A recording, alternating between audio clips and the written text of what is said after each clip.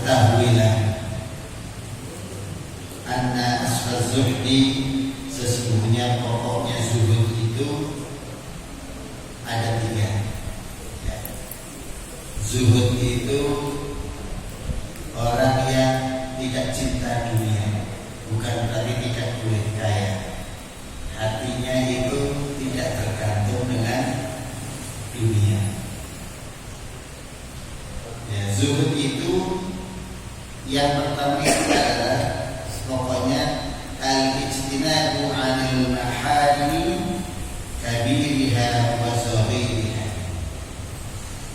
Yang namanya zuhud itu pertama adalah menjauhi dari hal-hal yang diharamkan, baik itu yang besar ataupun yang kecilnya barang.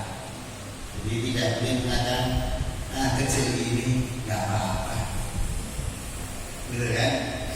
Justru terkadang yang kecil itu lama-lama menjadi besar gara-gara yang kecil, gitu kan?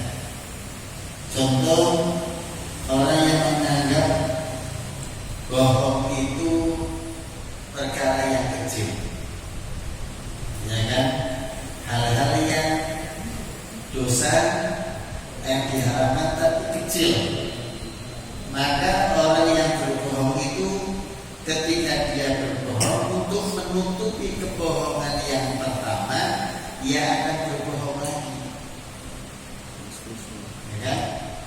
Untuk menutupi kebohongan pertama, dia akan berbohong lagi. Untuk menutupi kebohongan yang kedua, ia akan berbohong lagi dengan bohong yang ketiga. Terus begitu lama-lama jadi besar. Ya, begitupun dengan makanan. Makanan, gitu kan? Sudah tahu yang namanya anciu itu anciu. Tahu anciu? Biasanya adanya di seafood atau nasi goreng. Orang yang nggak tahu itu kan Arab Cina, supaya makanannya menjadi lezat. Makanya kalau beli nasi goreng hanya dulu ada anciunya kan? Kadang-kadang terobong gitu kan? Hanya melezat. Kenapa dikit ini? Gitu kan? Dikit ini. Terus gitu kan? Hanya lama-lama bisa. Cerita tentang kebohongan ini pun dulu pernah terjadi kepada zaman Rasulullah SAW ketika istri dari Rasulullah yang namanya Sayyidatuna Aisyah itu mendapatkan fitnah, isu tentang selingkuh. Makanya orang-orang biasa ngomongin biasa cerita gitu kan, menganggap biasa. Padahal bisa jadi kata Allah Subhanahu wa taala yang namanya yang sesuatu yang diremehkan itu bisa jadi oleh Allah itu di hadapan Allah itu nilainya besar.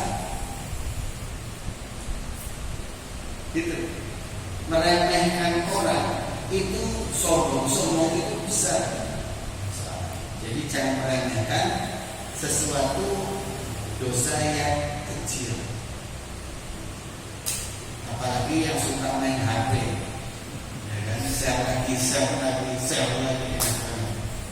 itu juga harus hati-hati. Makanya kalau kepingin jadi orang zuhud, hatinya bersih, enak, bersahaja hidupnya, makanya pertama adalah al-ijtinabu, ya kan, anil maharim, menjauhkan diri dari hal-hal yang diharamkan oleh Allah, kabirihan yang besarnya yang haram ataupun saghirihan yang kecil. Itu pertama. Lianna man la wara'a lahu, kalau orang tidak tawadhu ya ia akan masuk ke sini. Gampang ya melakukan. Tetapi juga kita tidak boleh juga meremehkan kebaikan yang kecil. Gitu kan? Nah, ini di sini nanti ada yang kedua, wa ada jami'il faraidi yasiraha wa asiraha. Ya, wa ada jami'il faraidi yasiriha wa asiriha. Kalau ingin menjadi orang yang zuhud itu adalah melaksanakan seluruh kewajiban-kewajiban dalam Islam, fardu-fardunya, rukun-rukunnya, baik itu yasiriyah yang mudah ataupun asiriyah yang sulit. Gitu ya. Orang-orang itu kadang-kadang ya lebih giat melakukan sebuah kesunahan ketimbang yang wajib. Ya. Contoh, ada orang giat banget sholat duha, nggak pernah tertinggal. Sholat tahajudnya nggak pernah tertinggal. Ditanya, kenapa Anda sholat duha terus? Di antaranya adalah yang namanya sholat duha itu tajlibul rizki, bisa mendapatkan rizki yang banyak. Doanya kan gitu, ya Allah, jika rizkiku masih ada di langit, turunkan ya Allah. Jika rizkiku masih jauh, ya Allah, dekatkanlah ya Allah. Jika rizkiku masih ada di dalam bumi, ya Allah, keluarkanlah ya Allah. Jika rizki itu sulit, ya Allah, mudahkanlah ya Allah. Itu adanya di dalam doa surat duha. Ia hanya rajin.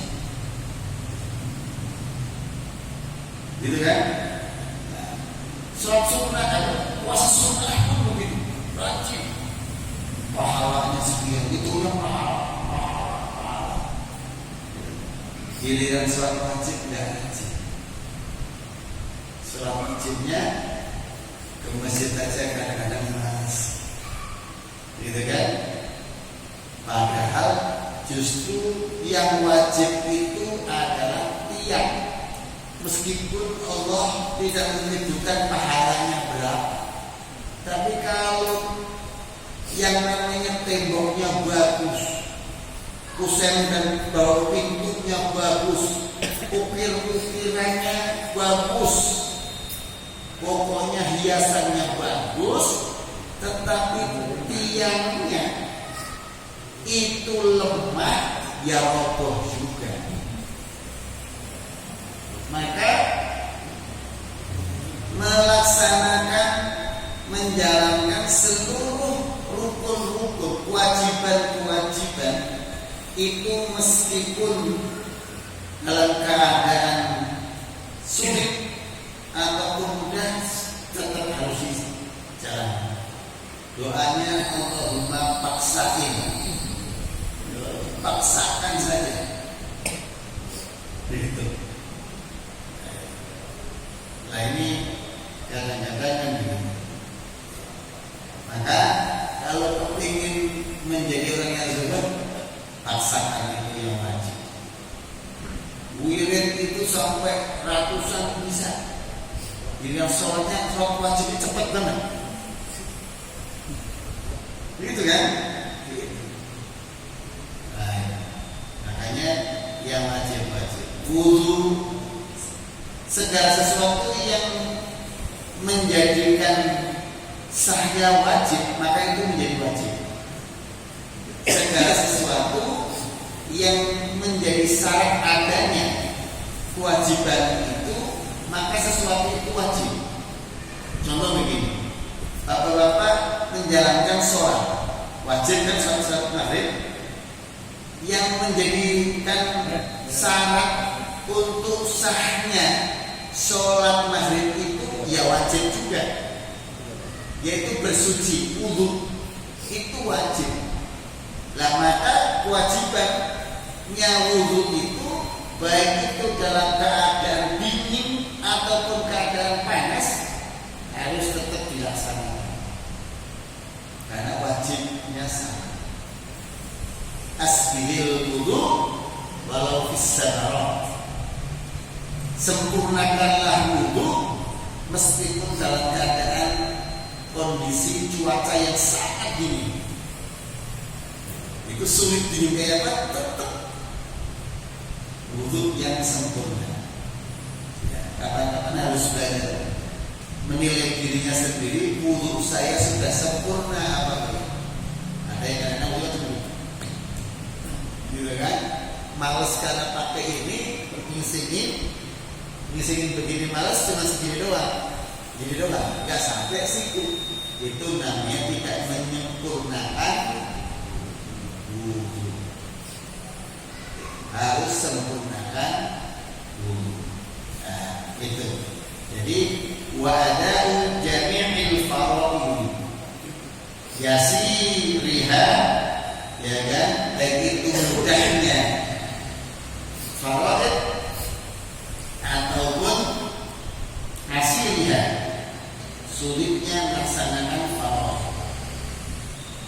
tetap dijalankan. Ya. Lah bagaimana kalau sudah hadir ya, mulai dari sekarang ya adanya pertaubatan, gitu kan?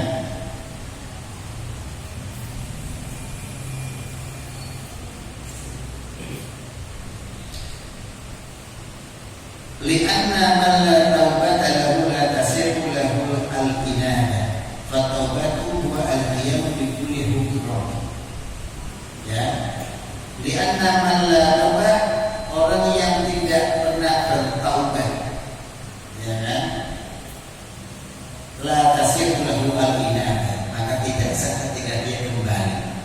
Fa taubatu huwa al-qiyam, yang namanya taubat itu adalah al-qiyam, menegakkan bikulli huquqir rabbi, yaitu kewajiban-kewajiban kepada Tuhannya, hak-haknya Tuhan. Setiap hak-haknya Allah itu harus ditegakkan. Itu namanya kembali atau pertaubatan. Wal inabah huwa ikhrajul qalbi min dhulumat syubhat. Ya kan? Yang namanya al-inabah, kembali, itu adalah mengeluarkan hati dari kegelapan yang meragukan. Jadi al-inabah, kalau di dalam ada yang namanya tazkiyatun nafas, yang namanya orang ingin melihat supaya mudah melaksanakan kewajiban-kewajiban itu, yang pertama adalah takhalli 'anil radha'il. Maka yang pertama tadi judulnya adalah menjauhi keharaman-keharaman. Kalau ingin hatinya bersih, yang pertama adalah takhalli 'anil radha'il, yaitu mengosongkan diri, ya, mengosongkan diri dari sifat-sifat tercela. Nah, untuk mengosongkan diri dari sifat-sifat tercela, maka orang harus tahu dirinya akan kekurangannya. Kita kadang-kadang setelah sholat itu membaca astagfirullah berapa kali? 3 kali. Ketika membaca astagfirullah itu artinya apa? Astagfirullah, saya memohon ampun kepada Allah. Terus di dalam diri kita dosa apa yang pernah melakukannya? Apa cuma sekedar sebuah ketentuan saja bahwa setelah sholat dia baca astagfirullah.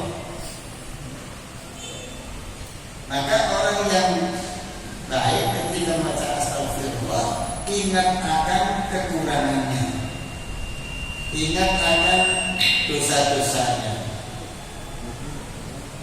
Itu astagfirullah. Itu pertama, takhalli anil rodai, mengosongkan diri dari perbuatan-perbuatan yang tercela. Maka orang, karena manusia itu di dalam jiwanya itu oleh Allah diberikan potensi bisa berbuat durhaka dan bisa berbuat takwa, maka pasti manusia itu punya kelemahan. Ada orang rajin tahajud, tetapi kelemahannya dia itu seumpamanya kalau berbicara sama orang sekali bicara nyakitin, ya kan? Ada orang puasanya rajin, tetapi pelit banget. Kan mesti ada kekurangannya. Gak mungkin sempurna. Yang sempurna itu adalah Rasulullah SAW. Ya kan? Begitu. Nah, karena dia tahu kelemahannya, maka ia harus mengosongkan diri dari tercelanya itu. Kalau saya pelit mau ngapain? Kalau saya itu kalau ngomong mesti nyakitin orang, terus saya mau ngapain? Hati saya itu sering suudzon, terus saya mau ngapain? Saya itu sering meremehkan orang, terus mau ngapain saya? Tahu itu tercela dalam dirinya. Saya itu pemalas, terus mau ngapain? Itu tuh harus tahu. Namanya takhalli anil rodai. Setelah tahu tentang sifat tercelanya, maka yang kedua adalah tahalli bil fadhail, menghiasi diri dengan sifat-sifat yang utama. Tahu pelit, pokoknya saya mau jadi dermawan. Itu namanya menghiasi. Ya kan? Kelemahan saya itu seumpamanya kalau ngomong di depan umum gemeter, ya diperbaiki. Gitu. Saya itu kalau sholatnya bagus, tapi hati saya kalau ada orang itu meremehin, merasa diri saya itu sholatnya paling bagus, sering ke masjid, sholat tahajudnya rajin, puasanya dan lain sebagainya, tapi karena itu pun juga harus semuanya orang itu pasti punya kelemahan. Sehingga apa? Sepanjang hidup kita sampai akhir hayat itu dalam rangka tahalli bil fadhail, menghiasi diri dengan sifat-sifat amalan-amalan yang utama. Saya kebiasaan kalau minum pakai tangan kiri, tahu nih ini kelemahan saya. Maka pas saya bagaimana caranya saya itu setiap kali minum pokoknya harus dengan tangan kanan. Kadang-kadang orang nggak sadar karena kebiasaan. Tolong, nggak kebiasaan aja, dengan itu namanya takhalli anil rodai, ya kan? Sifat-sifat roda, sifat-sifat yang tidak bagus itu harus kita kosongkan.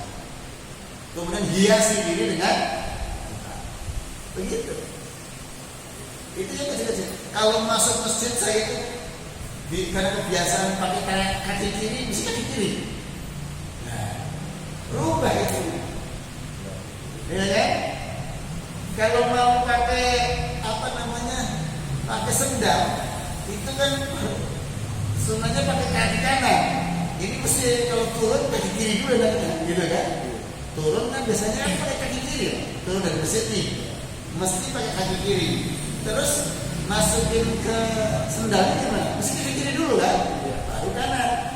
Itu kan nggak bagus, karena ajarannya ketika mau turun masjid itu kaki kiri, tetapi masuk sendal kaki kanan, gitu kan? Lah udah caranya udah, ya yang kiri sendal kirinya diinjak dulu baru anak masukin, setelah itu masukin kiri. Tapi itu kan gak gampang Mbak, kalau sederhana begitu. Iya. Iya. Apalagi makan setik, sek ini, gitu kan? Nah, jadi siap dikit gitu kan? Ini harus disaking sedikit gitu kan. Ada yang nanya, nah kalau merokok pakai tangan kanan pakai tangan kiri, nah gitu kan. Bingung saya jawabnya. Kalau yang makro bingung. Jadi mana ya? Jadi apa namanya rokok itu? Karena memang makanya ulama mengatakan makro. Lah, karena makro itu biasanya begini, jarang orang merokok pakai tangan kanan. Terus nyulut rokok itu baca bismillah kan jarang. Kalau nyulut cekak apa bismillah nggak?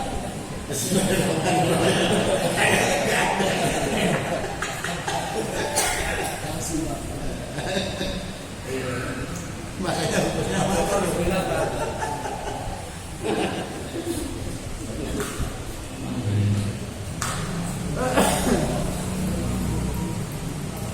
Makanya hukumnya makar, ya, mengeluarkan hati dari kegelapan, ya, yang itu dikeluarkan. Makanya yang repotnya jadi ustadz itu kadang-kadang merasa pintar, sehingga ketika dinasihatin nggak mau, itu nggak maunya itu namanya kegelapan. Ilmunya iya, tapi nggak mau dinasihatin itu. Ya. Iblis itu lebih pintar, tetapi ketika dinasihatin nggak bisa. Ada hati-hati. Yang ketiga,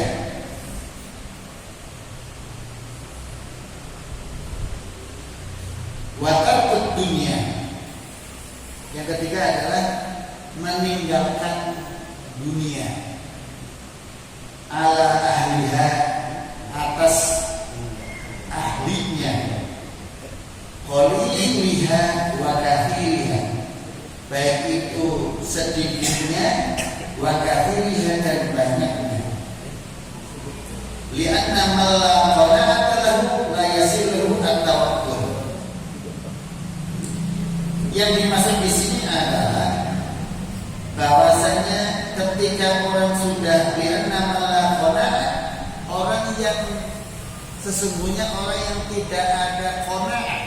Qanaah itu menerima hati atas pembagian Allah Subhanahu wa taala atas dunia, maka la yasiru lahu at-tawakkul. Dia tidak bisa menerima yang namanya pasrah diri kepada Allah Subhanahu wa taala. Ya kan? Kerja sehari kan dapatnya cuma 50.000. Capek. Lah itu namanya tidak ada rasa qanaah dan tawakal. Gitu kan? Lah yang namanya orang terkaya itu menurut Islam itu adalah al-qanaah. Waqna bima qasamallahu laka takun aghnan nas. Bersifat ridholah, menerima apa saja yang telah Allah bagikan kepada kamu, maka kamu menjadi manusia yang terkaya. Maksudnya bagaimana? Jadi ketika urusan dunia, ya tetap kerja, berusaha dengan kemampuan kita. Tetapi ketika Allah sudah memberikan seporsi itu, maka kita harus menerima. Makanya ada makalah yang mengatakan bahwasanya I'mal lidunyaka ka'annaka ta'ishu abada wa'mal li akhiratika ka'annaka tamutu ghadan. Ini menunjukkan bahwasanya kita ketika urusan dunia harus kerja keras, bukannya anak awal saja dan enggak. I'mal lidunyaka, bekerjalah untuk dunia kamu. Ka'annaka ta'ishu abada, seolah-olah kamu itu akan hidup selama-lamanya. Maka apapun upayakan supaya dapat dunia, apapun, tetapi jangan berhenti di situ. Wa mali akhiratika ka'annaka tamutu ghadan, dan berusaha kamu, berbuatlah kamu untuk akhirat kamu seakan-akan kamu itu akan mati besok. Jangan dibalik. Ketika ibadah itu bayangannya hidup akan lama, maka sholatnya sembarangan saja. Wah, masalahnya masih hidup 50 tahun lagi, ngapain saya harus ke masjid, harus sholatnya lama, kan begitu. Giliran masalah urusan dunia, nyari duit, saya besok ini mau mati, udah mati ini ya malas, duduk aja di rumah, nanti aja, nah kebalik. Ya. Makanya takut dunia ala ahliha wa liliha wa kathiriha, itu harus meninggalkan dunia. Dalam arti adalah jangan sampai dunia itu menjadikan utama di dalam hati kita. Ketika mobil kita baret, maka hati kita separuh hilang. Marah-marahnya, ketemu istri marahin, ketemu anak ngomelin, gara-gara mobilnya baret. Gitu kan? Gara-gara gelas harga 5.000 pecah, itu anak disentirin sama dipukul sama bambu. Padahal itu 5.000 rupiah. Nah ini namanya meskipun harga segitu, tetapi itu namanya nafsu dunianya besar sekali. Ya, lupa kewajibannya, berangkat sebelum subuh nggak sholat, langsung kerja, gitu kan? Terus maghrib, duhur, asar, maghrib 12, pulang sampai rumah nyuci mobil, tidur, gitu kan? Waduh, hilang perusahaan. Itu namanya berlebihan. Itu namanya hubud dunia. Apakah nggak boleh umat Islam dunianya banyak? Harus. Karena Allah Subhanahu wa taala mengingatkan bahwasanya wal yakhshalladzina law taraku min khalfihim dzurriyyatan dhi'afa. Hendaklah khawatir bapak-bapak, ibu semuanya, kalau saja meninggalkan keturunan, meninggalkan generasi yang lemah. Lemah apanya? Lemah ilmunya, lemah fisiknya, lemah hartanya, lemah agamanya, lemah semua. Nah, yang utama harus kuat agamanya. Kalau nggak kuat agamanya, gara-gara main lomba 17-an saja nggak sholat, itu kan lemah agamanya, ya kan? Coba aja tanya anak-anak tadi asal sholat atau enggak ketika main lomba. Bisa jadi gara-gara main paskibra itu latihan di sekolah sampai nggak sholat maghrib, itu sering. Ya kan, di masyarakat itu sering. Nah ini kan namanya kan lemah iman, ya kan? Fisiknya kuat ya, hartanya juga lemah. Akhirnya umat Islam itu yushiku an tada'a alaikumul umam kama tada'a an-nahla ila qas'atiha. Umat Islam itu akan terjadi besok. Itu umat Islam itu seperti hidangan di dalam meja, dikelilingi oleh orang-orang yang sedang lapar. Orang Islam di tengah-tengah ini. Maka bertanya, ayama irin bina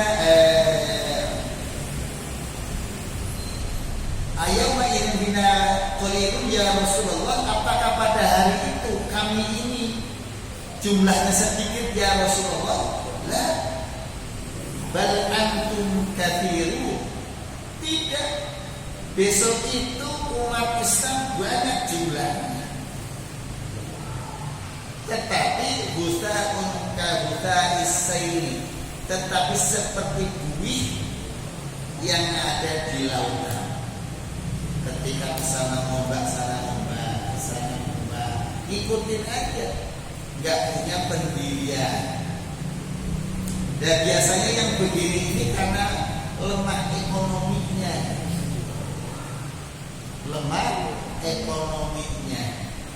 gara-gara sembako murah saja ngantrinya dari mulai jam 11 sampai asar. Jam 11 ya, gurunya hilang. Ya kan? Gara-gara minyak yang tadinya 18.000 per liter jadi 14.000. Hilang. Dia mendingan gak kerja, mendingan mengemis duduk di jalan-jalan, mengemis. Padahal di Indonesia itu saya lihat asal masak apa saja lah, asal masakannya enak, ya kan? Tapi kadang-kadang kita kan kepinginnya untungnya besar, ya kan? Nggak mau capek tapi untungnya besar.